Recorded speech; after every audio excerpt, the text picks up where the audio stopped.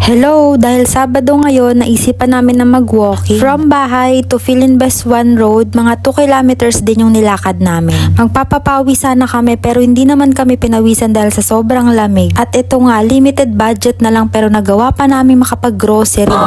Sa Dali kasi kami nag-grocery, tuwang-tuwa kami dahil 1K plus lang 2 bag na yung nauuwi naming groceries. Madami na talaga yan. May pang-ulam na kami, may pang-merienda din, at may pang-snack pa. Dali, baka naman. Char.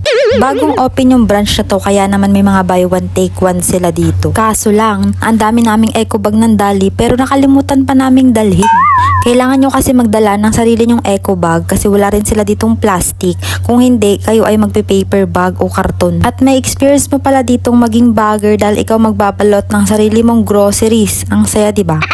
So ayan, tapos na kami, bit namin siya ng ganyan dahil wala kaming mga bag. Bakit naman kasi ganun? Ang dami nating eco bag na naipon pero hindi natin nadadala kahit isa.